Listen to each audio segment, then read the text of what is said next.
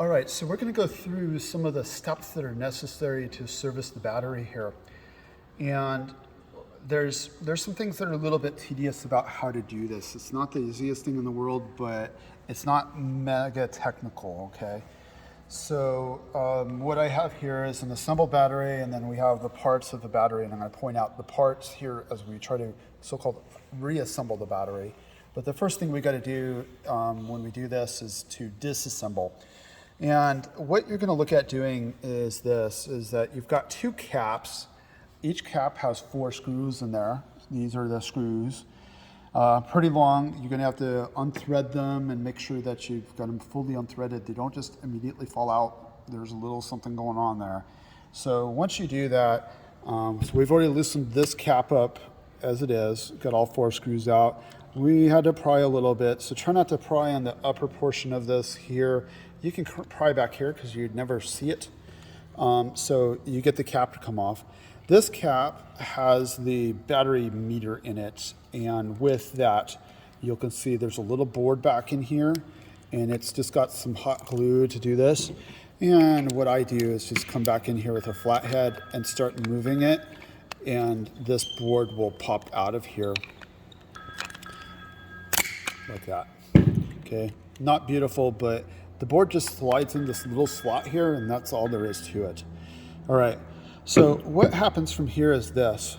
Our goal is to break the battery innards apart here, so where we can slide the battery through the outer aluminum housing. So normally what happens in here, and in this case, the silicon, there's a little bit of blackness, but some of the silicon is just white in color. And what we're looking at doing is that on both ends of the battery, we have to take like a real thin screwdriver like this or something to that effect. And we've got to come down in here and break this silicone loose all the way around. That's the tedious part about doing this, is breaking that free. You'll see all the cells are kind of protected with this stranded tape, no big deal.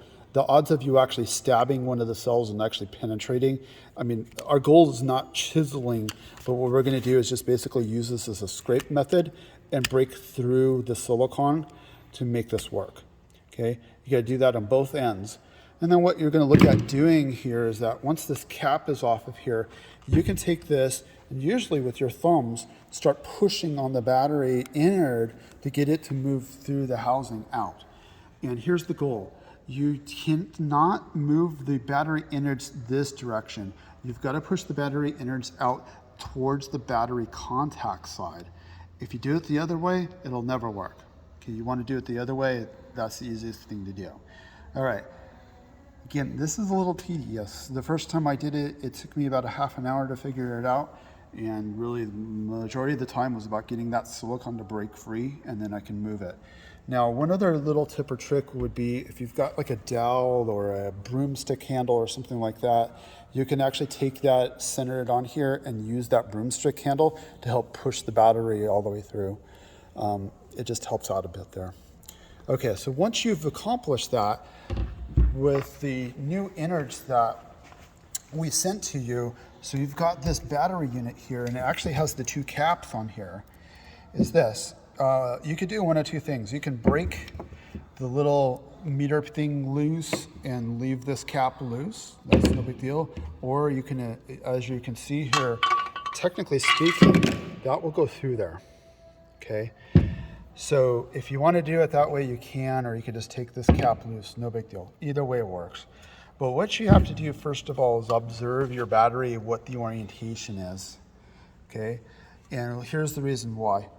If we assemble the battery the way this is showing right now, so our battery contact is here, and our battery meter piece is here, technically this is orientated right. If this was reversed like this, we'd be messed up. The reason being is that on our bikes, these cutouts are on the drive side of the bike. So these need to be going here like this. So your battery contact is down here, and your readout thing for the battery meter is up here on the front end of the bike. So that way then when you try to assemble this, what you're going to do is basically set this up like this. to start sliding it up into the housing like this, right? Okay, you'll slide it all the way through. And then what I do is once I get this slid through far enough, I take this one cap and pop it on here. Because the wires are super thin, I go ahead and install the cap and then push the battery the rest of the way through until it butts up on there. Okay, your net from there is that once this battery pushes all the way through, and mind you, this is not the right one for this, but okay, as you can see what I'm doing here is centering this.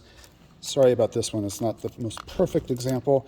You'll see once we push this into here, we have a little bit of a void, and what we'll do with the void is the fuses will go into the void, so we have a little bit of room to button it up, and then that way your case will go together like this here, and the wires will all be hidden.